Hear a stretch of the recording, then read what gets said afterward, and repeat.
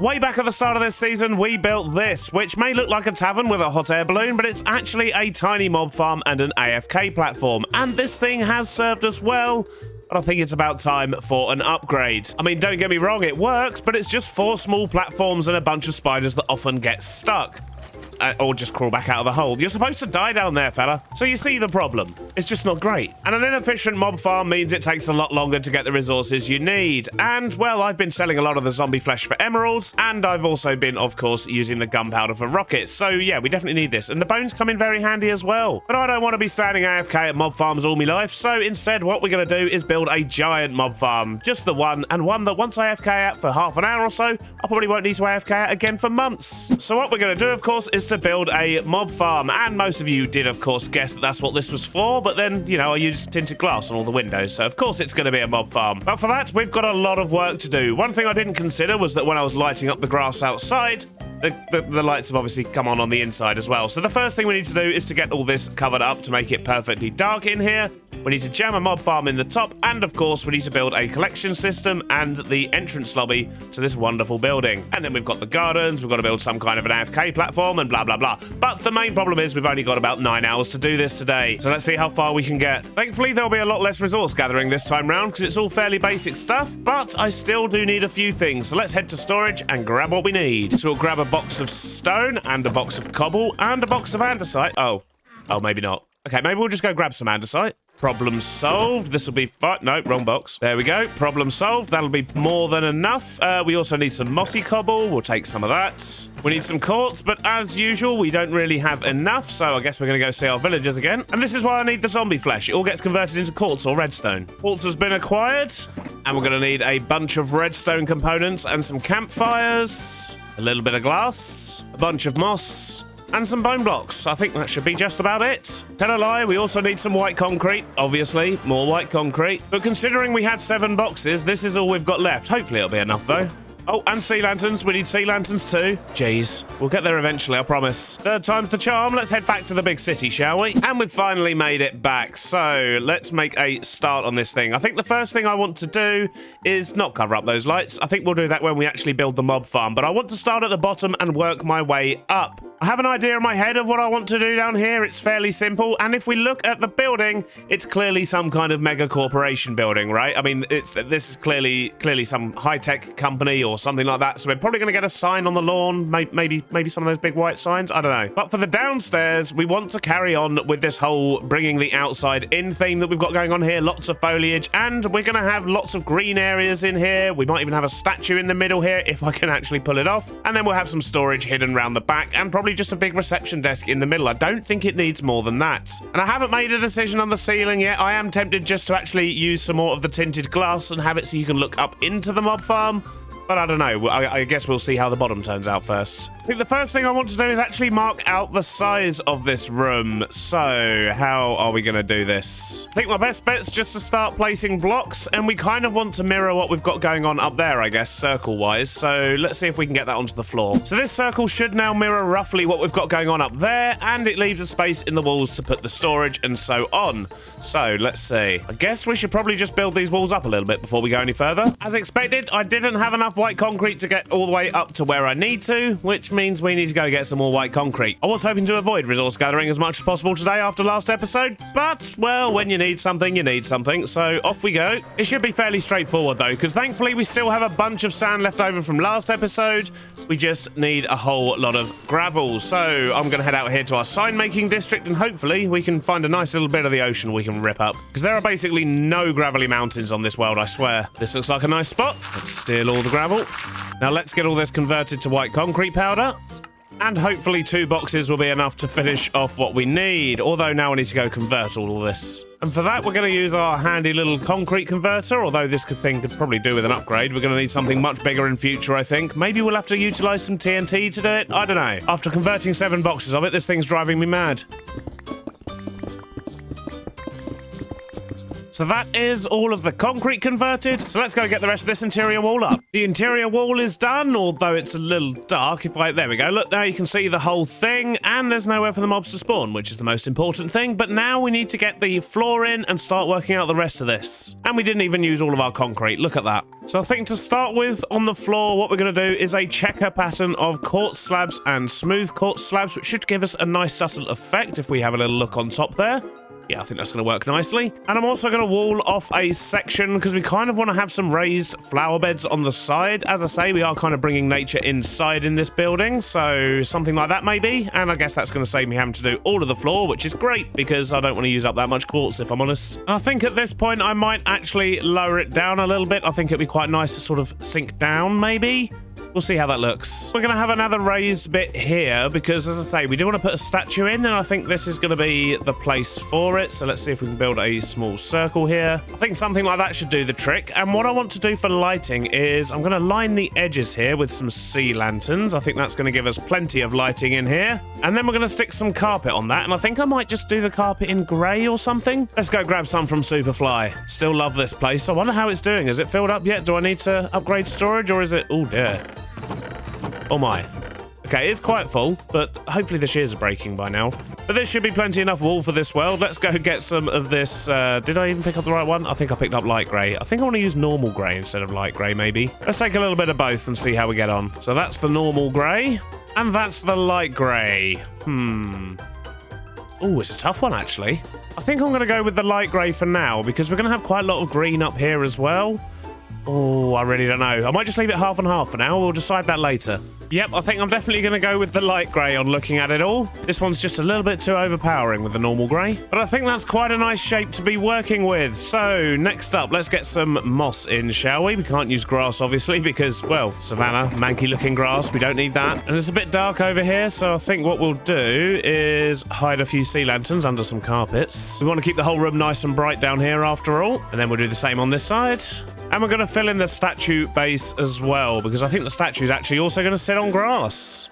Although apparently I didn't actually bring enough moss with me. Classic. I'm only like 6 bits short. There we go. That should be enough. And perfect. And I guess while I've got the bone meal, we could probably sort out this bit. So I don't want to do anything too fancy around here. I'm thinking maybe just like a couple of little indoor trees. I think the azaleas are going to work well because, well, they're just nice looking trees, aren't they? There's a lot of grass coming out here. Jeez.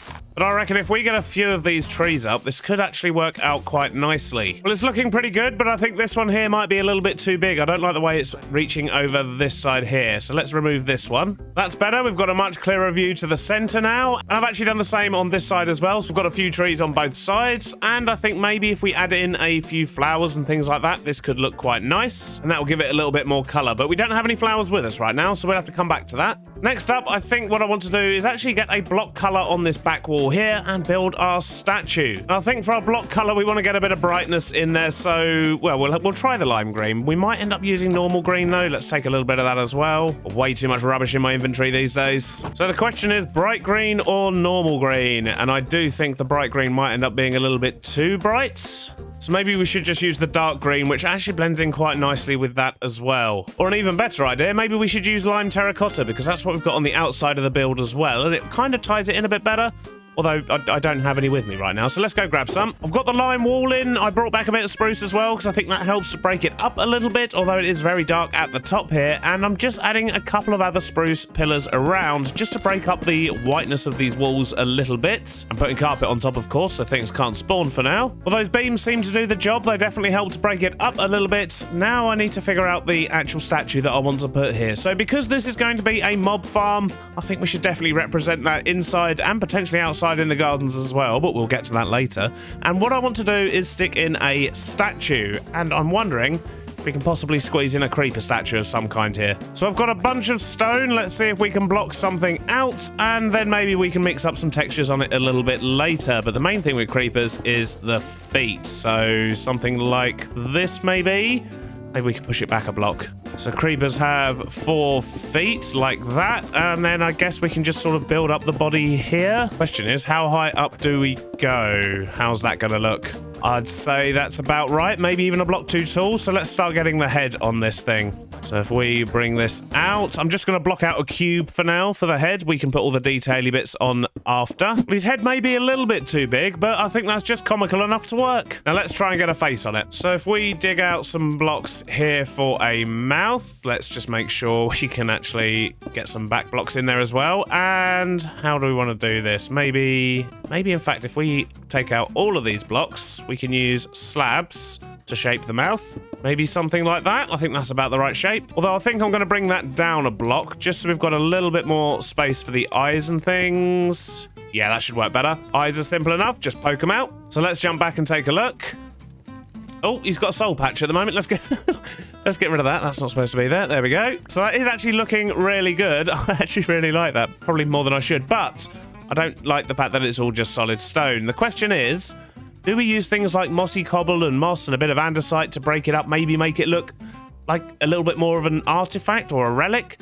Or do we make it look like a shiny brand new statue and use polished andesite and things like that? I'm thinking maybe to keep in theme with the rest of this place, maybe we should go a little bit more wild. I mean, I'm basically building a forest indoors at this point. I might as well run with it. So let's get some bone meal down around here. Oh, it's messed up his feet. Yeah, we don't want that. I know we said we wanted to make him look a little bit more naturey, but we don't want him actually made of moss. Or do... No, we don't. No, we definitely don't. Well, getting the grass in there definitely solidifies my decision. Let's get some mossy cobble. Let's go to bed. So as I was saying, let's get some mossy cobble and some andesite and see how we go. Andesite? It's andesite, not andesite. It's nothing to do with Andy. I think that was definitely the right call. That actually looks very, very nice. I like that. But it's a little bit dark up there. And I've got an idea. I don't want to put sea lanterns in his eyes. I think they're going to be a little bit too bright. But there is something else I think could be useful. And hopefully I could be able to get some around here somewhere. Let's quickly make a bit of space in our inventory first, though. We are full up on stuff and things. So let's see if we can find any. We need to find a ravine or something like that because we need a couple of magma blocks. I think that's what's going to sort us out. That looks like a ravine. Let's have a look down there. There we go. Perfect. We just need a couple of these. So let's just punch these out and replace them with some magma cubes. And hopefully... Oh, I can already sense it. That's going to look cool. Yep, that was the one. Look at that. Oh, that is so awesome. I love it. But we've still got some work to do. This doesn't really look like a welcome lobby at the moment. So what I'm thinking we might do is put in like a reception desk in this sort of area. Maybe a little bit of seating on either side, and then it may look a little bit more like a company welcoming kind of... That's not very welcoming at all, is it? It's fine. It's a mob farm. And now it's a slightly more welcoming mob farm. I've just put in a couple of little sofas using some mud brick stairs. We've got some of these new pots and some blossom things going on, some little flowers, and a very basic reception desk, which is obviously going to look a lot more alive once we get someone in here behind it. But once again, I'm still kind of waiting for something before we can populate this city. I've also added a couple of cherry blossom trees onto the side just to give it a little bit more of a burst of color, and of course the bonus is we do get these particle effects as well, which is cool. I like those. However, while working on this, it did occur to me that his mouth looks just a tad too small, so I think we're going to go up there and see if we can make his mouth just about half a slab bigger. That should be fairly easy. If we take out that, and that, and then put that one back up there, that should just about do it. Yeah, that looks much better, much more creepery. That's definitely a word. So I guess with the lobby pretty much done, besides maybe a little bit of lighting at the top there, we now need to work on the mob farm. And the first thing I need to do for that is some maths. Don't we all just love maths? I need to work out where the kill chamber's going to be, how many blocks above the mob farm's going to start, and then how many blocks above the building itself our AFK platform's going to be. And we're going to need to hide that. That's going to be fun. So this spot right here is the center of the entire building. So we're going to start counting up from here. And I think to make my life a little bit easier, we're going to turn the gamma on just so we can actually see what we're doing in here, and that's going to make it much more interesting for you guys as well. You don't want to see me pottering around in the dark. So this block here is going to be where they land and die. They're going to be landing on a whole bunch of fires. I'm going to use sea lanterns to break up where the key points are, and I'm going to use planks to count up. So we need to go up 24 blocks from here because we want to make sure that they die when they fall. So let's make it 25 just to make sure. And that goes right there. So this is going to be where the big hole is that they all fall down. And that's going to leave us, hopefully, plenty of space for a mob farm up here. So our first dispenser and our first floor is going to be here. So we'll just put in a little marker. And then we're going to try and squeeze in as many floors as we can. So let's... I mean, do we want to do that with dispensers straight away? No, it's fine. We'll just mark it out with this for now so we can see how many floors we're going to have. So that's floor 2. So it looks like we're going to be able to get in 10, maybe 11 floors. This is the 11th floor, but I do also need to leave space for redstone. But in theory, I think we can probably... Yeah, that's fine. We can get 11 floors in. And now here comes the maths part. So I need to take the Y level of where they're going to die, which is here. And what we want to make sure we're doing is cutting out as much of the stuff around here as possible. There's a reason why this thing has a massive garden out the front. Is to make sure that there's not going to be any other buildings intruding within our spawn sphere. Because we need to make sure we keep this bit loaded so that things can die and then all their bits and bobs can be collected. So that tells me I need to be at Y225, or maybe we can drop that a couple of blocks lower. So maybe Y222 when we go outside, which puts us about that high above the building. And that's where we need to have our AFK platform. This is going to be interesting. And just so we don't accidentally capture a bit of the crane or anything within our spawn sphere, I think what I want to do is maybe head off this way a few blocks. I think we can probably get away with that. So this here, I've decided, is going to be our AFK platform, and that should keep the farm loaded. We can always sort of lower it down a few blocks if we need to, but that should be about right. We'll use this for testing. So now we've done the maths, we can do the build. So let's jump back inside and start placing some blocks. So the first thing I want to do is come up here and put in the catchment tray, because we need to make sure that this thing is going to be big enough and is going to work. So we want a gap of 5 in the middle, just so there's plenty of space for everything to fall down without the spiders clogging up the machinery. So I think I've got the water platform in. I'm just going to put in the first spawn platform and make sure that the water platform is actually big enough, which hopefully it is, because I've run out of space in my building. And yep, it looks like we're going to have plenty of space. Not a problem. Right, so I think I'm going to get some water in on this bit next, just to make sure that that's definitely going to work and all flow in the right direction.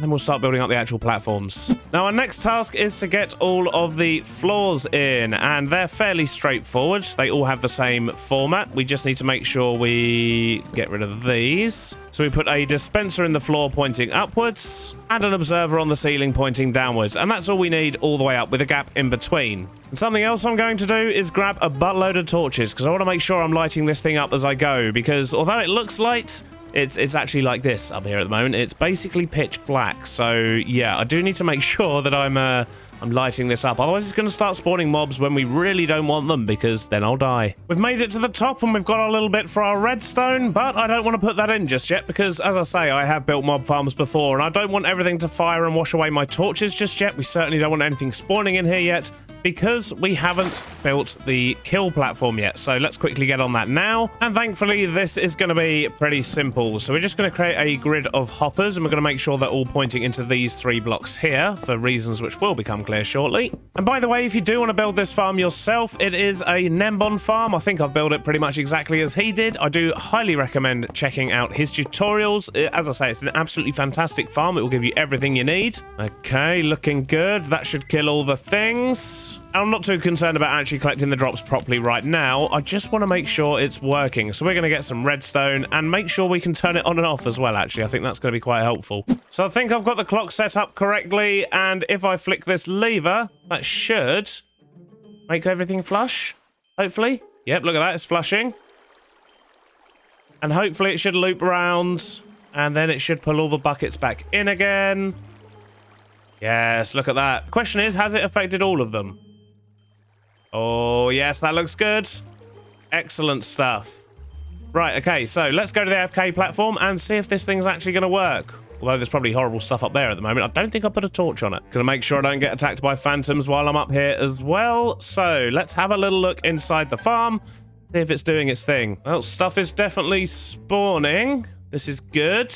Oh, lots of stuff. Now the question is, do they go into the kill chamber or do they despawn before they get there? No, looks like they're all getting in there. Oh, hello. I saw you. You landed on the side. Okay, does that mean that I need to maybe make this platform a little bit bigger? I'm going to watch it for a couple of minutes and just run this test, and we'll see how big we need to make it. But look at all those mobs. Well, I've watched about another 10 waves of mobs come down, and nothing landed on the side apart from a spider who instantly died. So I'm not too concerned about that. I don't think that's going to be a problem. And that means this farm is now working. So with that done, time is running low for me to record and edit this episode. I am edited up to this point at the moment, and we don't have long left. So what I want to do is maybe get the storage system in. I do like the fact that we can look up there and actually see it all working. So I think I am going to keep the roof open, but I might put in a layer of glass for protection. And also, if we turn the lights out, you can't actually see up there anyway.